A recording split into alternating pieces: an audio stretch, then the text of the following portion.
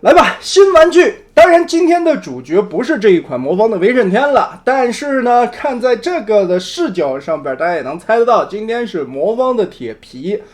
自然嘛，我摆角度，一般来说，先给大家来一个比较魔鬼的姿势啊。外包装依旧是小黄人画的，整个的一个峰会的样式也是照着铁皮的实物画出来的这种二次元的效果，这回还有这种光晕的效果啊，就光照出来的感觉。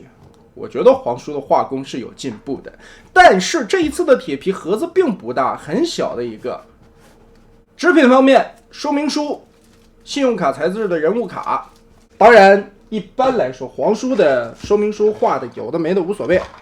这就是魔方铁皮现在盒子里边带的全部的配件内容了。首先，飞行的背包、背后的炮台、手臂的通讯器、手上的小枪、一张张嘴的惊讶面雕、两个小臂炮，还有两个这样的替换的，就是我记得记忆动画片前几集里边喷水的那个吧。3对替换手。其实来说，这一次铁皮的配件量还是挺多的。铁皮的一个3视图先来看一下吧。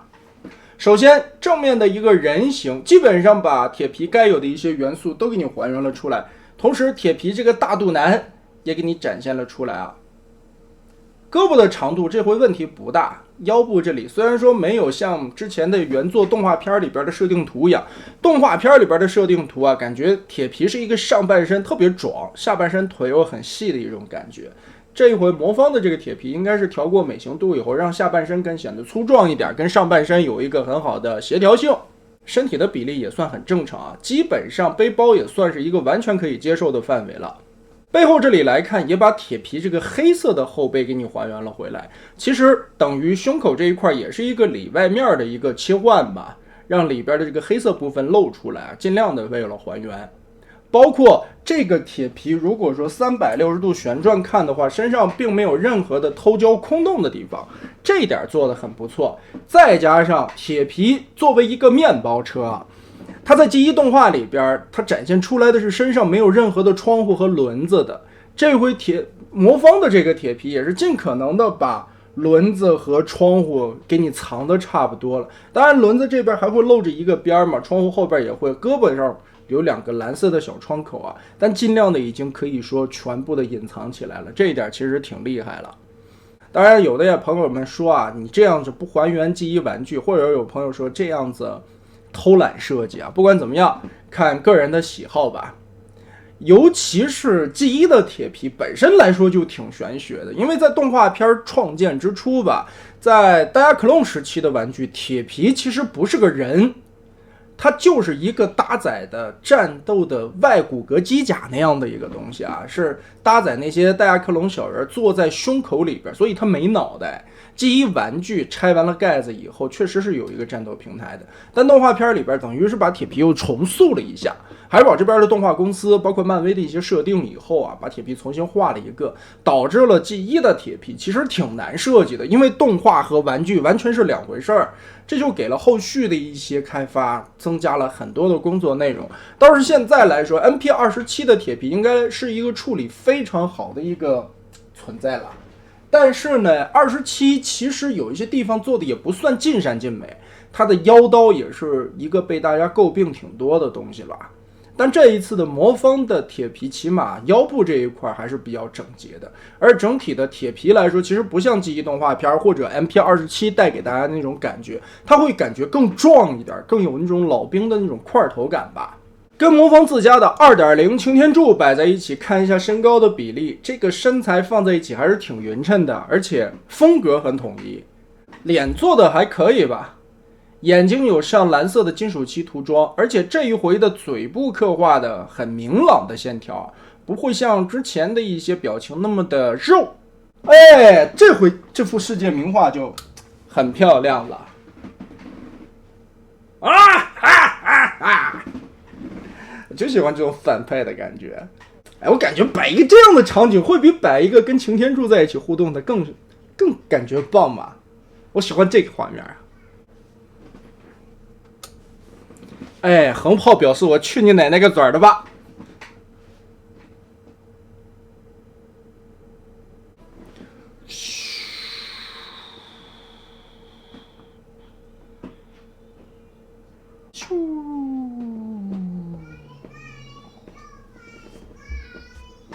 啊，这个手型就配合飞的，感觉也挺不错的这个手。好，手上把这个雷达插上，也是可以进行一些互动的。然后这个可以，溜射出来，嘟，对，这种应该是抛物线，嘟，点儿。这个我记得应该是铁皮的冰冻枪吧，在前几集里边有登场过啊，但是后来好像铁皮就一直没有用过这些道具了。那个时候我记得汽车人每个人都展示一些特殊能力啥的，可能也是记忆动画第1季的时候吧，想把这些东西做的挺细的，结果后来呢，可能慢慢的把设定就都忘了。其实这一次铁皮的可动是非常不错的，首先头部开口的球板可以抬到很高，360度旋转没有问题。胳膊360度，这是一个球板关节，这里有个开口，平举撑的也还行啊。二头肌这里360可以旋转，胳膊一段的关节，但是也可以屈到一个很高的幅度。当然你要是平抬的话，根据这个变形的关节也可以继续的往高抬，它可以举到这么高。腰部360度旋转，弯腰嘛，依旧是魔方的祖传 Z 字折叠轴。哎，上一次的爵士那个弯腰就挺好，这回咋又换成 Z 字轴了呢？前踢连同裤衩一起旋转，可以踢到很高的一个幅度，因为关节在前方。后踢像这样的设计，现在魔方 2.0 的一些产品都是这样的裤衩，所以无法后踢，锁死了。后踢一点点吧，侧踢不会影响到，撑的力度也可以。挡肉的，往下拉一拉。哎，这样360旋转了。膝盖是2段关节，可以团起来，很大的一个幅度。脚部左右有接地，幅度还是非常大的。哎，我想起个梗来，虽然上个云顿年纪比较大了吧，就跟铁皮一样吧，这种老战士。啊，可动和造型展示完，我们就直接开始进入变形了。首先第一步，我们先把俩胳膊变出来。从胳膊后边来看，这个地方藏了车窗，从这里展开，然后从里边再卷出来一层，再把这一格的打开，打成这样的一个方框，再转下来。这里有一个小的卡点位置，对比一下手背后边，就是把窗户的这一层涂装给你藏起来了。展开，这里往下翻，盖上。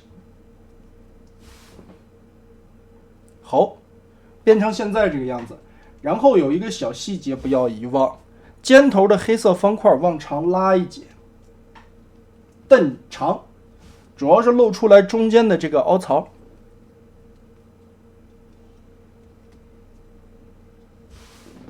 好，当然现在嘛，其实这个铁皮样子还挺酷的，胳膊也加长了一截，你甚至可以把它当成漫画铁皮来，我换个头雕就好了。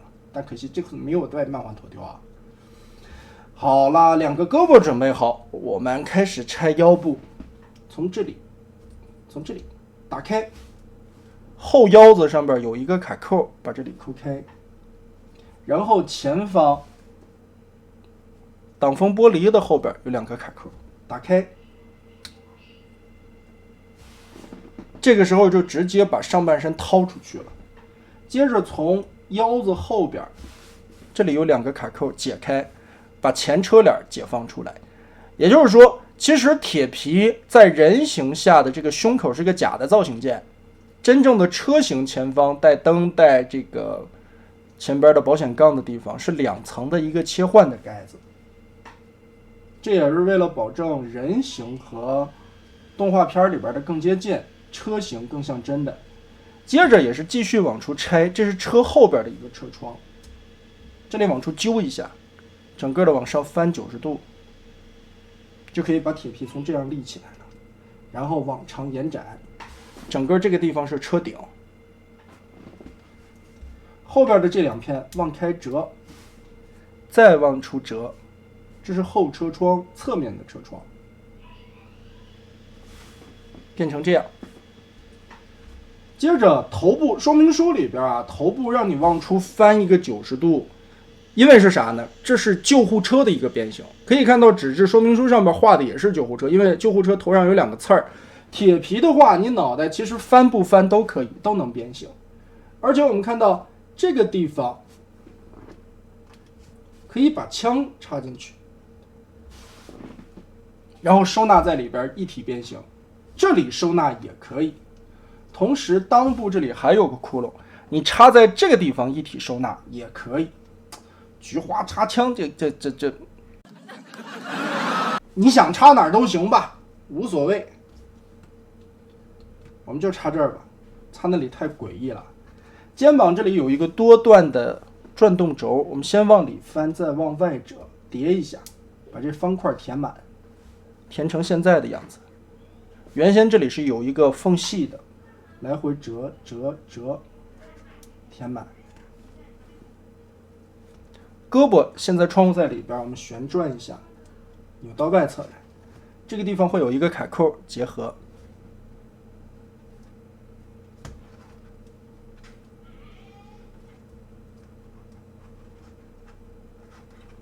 好，2条胳膊现在就变好了，变成这个样子。调整一下，接着后边这里翻起来双段关节，把这2个卡扣插上，对准缝隙，侧面这里的车窗盖上。之前我们拉出来的肩膀的这个凹槽，主要是为了塞这根轴的，也是把它作为一个卡点塞进去，填满。现在变成这个样子，胳膊就变完了，车顶的这块也完全收纳起来了。前边的侧车窗这里翻起来2片，这个先不用收纳，上半身我们就不用管了。然后有一个非常重要的步骤，从腰部这里往下折一段的关节，压平，然后再左右的旋转180，把它放到这个方向来。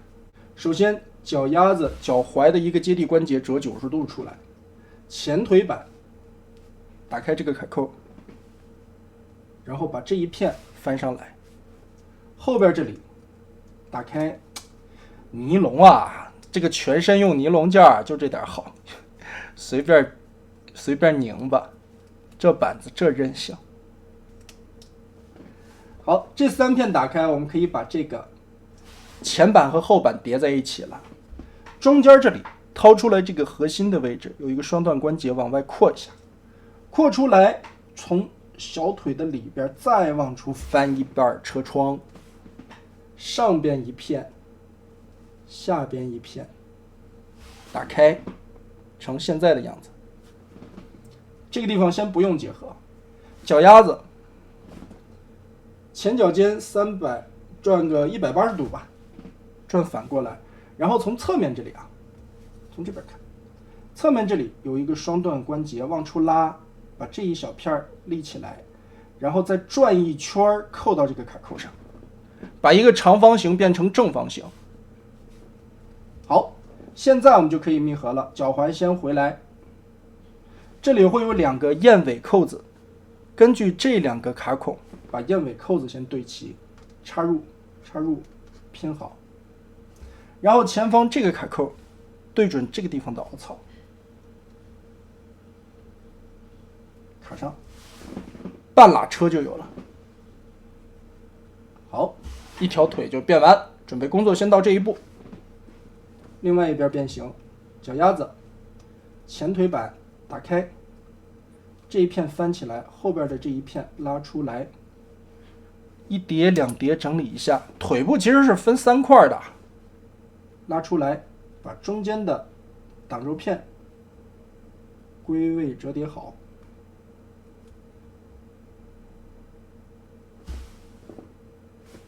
接着脚丫子，脚尖先转个180度放过来，然后把这个长方形折成一个正方形，卡扣定上，贴回去。贴回去以后，把这2个燕尾扣子先对准，咬死，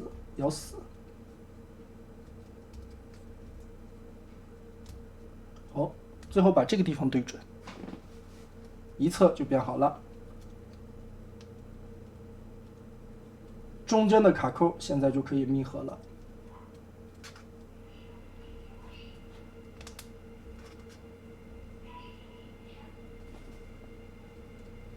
整理一下。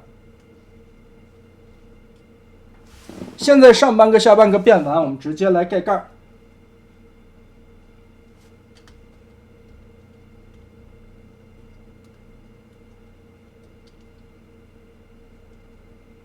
盖下来，注意所有的卡扣的位置，对准，密合。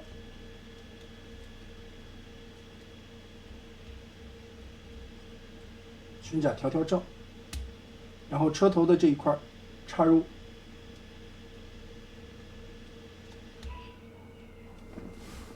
接着前方这里的卡扣插合，最后这个侧面的车窗翻下来，翻下来以后注意这是个燕尾扣子，这里要最后锁，这里的滑道推一下，燕尾扣锁上。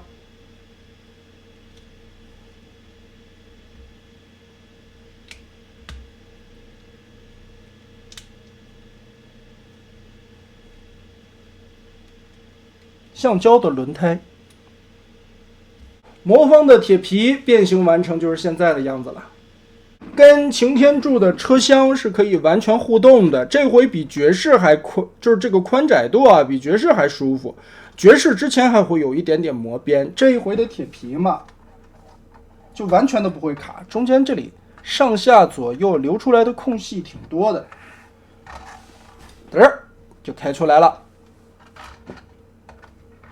所以刚刚好啊，塞这个面包车完全塞得下。整体来说，这个面包车包裹的还是比较严实的，在一些身上的车窗位置还有轮子的位置，其实在人行的时候几乎看不到，所以呢，在车型的时候展出来了，你就能看到，哎，就之前有人在说这个屁股啊，看这里，非常的像，咱也有翅膀。老铁也有翅膀，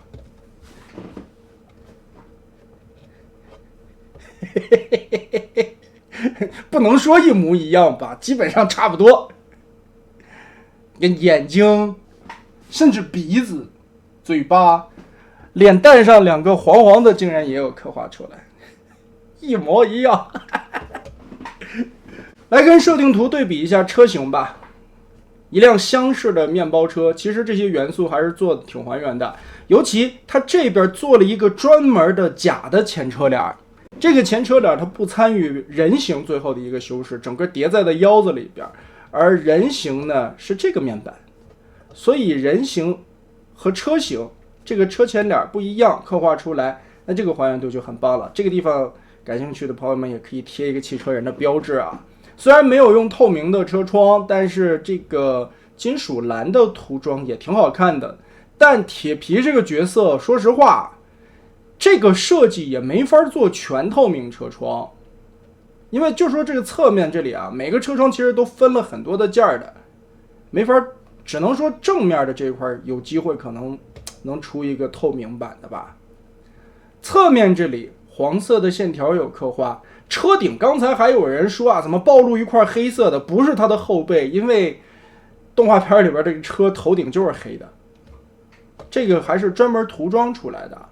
它的后背的那块黑色在这个板件的里面，背后这里，从这个角度来看，哎，也是比较像的吧。但是总是在那个飞机乐迪里边就出不来了。这两个形态处理完了以后的效果是非常棒的。而且在人形加入了很多配件以后，又有了更多的互动玩法。整体是使用尼龙料子的，魔方祖传的尼龙料子啊。之前它在中间的一段时间，它有换过 ABS， 可能也是为了尝试吧，觉得这个 ABS 会更好上色一点点。但是对于这种设计来说，它不适合用 ABS。因为 ABS 太容易出白痕了，这一次全尼龙的料子，你玩起来就会放心很多。再加上铁皮本身设计很复杂嘛，所以把玩起来也会更安心一点点。所以呢，这款铁皮就是这样了。稍后我会把这个东西再做一个逆变吧。